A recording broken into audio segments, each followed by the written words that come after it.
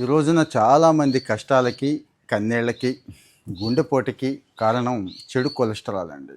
మంచి కొలెస్టరాల్ ఎంతున్నా మంచిదే. చెడు కొలెస్టరాల్ ఎక్కువైపోయి ధమనులు ఇరుకుగా మారిపోయి గుండెకి రక్తాన్ని, ఆక్సిజన్ని పోనివ్వకుండా చేసేసి గుండెపోటు రావడానికి 25, 30లకే ఇంకా పై ఏజ్ వాళ్ళ గురించి ప్రత్యేకంగా చెప్పక్కర్లేదు. ఇది కారణం అవుతోంది. ఈ చెడు కొలెస్టరాల్ తగ్గించుకోవడానికి ఇక వర్కౌట్ల దగ్గర నుంచి అవి తిని, ఇవి తిని చాలా చేస్తున్నాం కదా! వాటితో పాటు ఇవి కూడా చేయండి అంటున్నారు ఎక్స్పర్ట్స్. ఏ ఫేమస్ రిపోర్ట్స్ వచ్చినా మనం షేర్ చేసుకుంటున్నాం కదా, అలాంటిదే ఇది.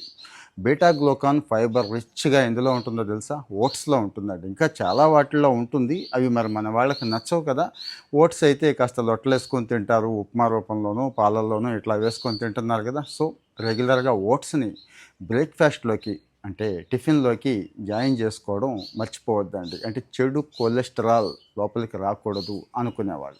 ఇక రెండవది నడక. మిగిలిన ఎక్సర్సైజులు అవి చేయాలంటే చాలామందికి చిరాకు, ఇబ్బంది కదండి. నడక్కి ఇబ్బంది లేదు కదా. సో రోజుకు ఒక 2 పూటలు పెట్టుకోండి. సాధ్యమైనంత వరకు భోజనం తర్వాత కూడా ఉండేలా చూసుకోండి. నడిచేయండి అంటున్నారు. ఈ నడక బాడీలో ఉన్నటువంటి చెడు కొలెస్టరాల్ని సాధ్యమైనంత వరకు బయటికి పంపేస్తుందండి. వేరే మార్గాలు ఏమీ లేవు. నడక అయితే ఖచ్చితంగా యాడ్ చేసుకోండి.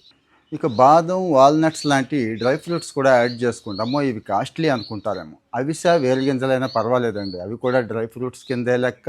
చెడు కొలెస్టరాల్ని బయటికి పంపించడంలో ఇవి బాగా ఉపయోగపడతాయి. చాలామంది ఏం చేస్తున్నారంటే జీడిపప్పు, పిస్తా పప్పులు ఇవి తీసేసుకొని కొలెస్టరాల్ పెంచుకుంటున్నారు. సో మరి వీటిని మాత్రం యాడ్ చేసుకోండి అంటున్నారు ఎక్స్పర్ట్స్. ఇంకా ఆయిల్ అండి. మరి ఆయిల్ రెగ్యులర్గా వస్తున్నటువంటి ప్యాకేజ్ ఆయిల్ సాధ్యమైనంత వరకు మానేయండి. కొద్దిగా నెయ్యి వేసుకున్నా పర్వాలేదు అంటున్నారు. అన్నిటికంటే బెస్ట్ ఆలివ్ ఆయిల్ అని చెప్తున్నారు.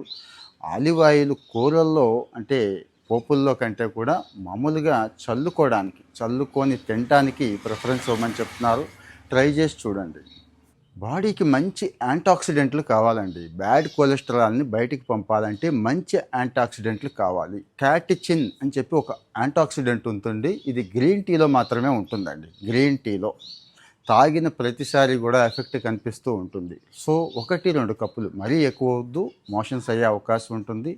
1-2 కప్పులు రోజుకి ఈ గ్రీన్ టీ తీసుకోవటం ద్వారా బాడీలో ఉన్న బ్యాడ్ కొలెస్ట్రాల్ మొత్తం పోతుంది. సో ఈ మాత్రం తినేసి తాగేసి ఉండకుండా వర్కౌట్ ఎక్కువ చేయండి, లిమిటెడ్గా తినండి. ఇలాంటి మంచి విషయాలు ఇంకా కావాలంటే ఫాలో అవుతూ ఉండండి, మర్చిపోవద్దు.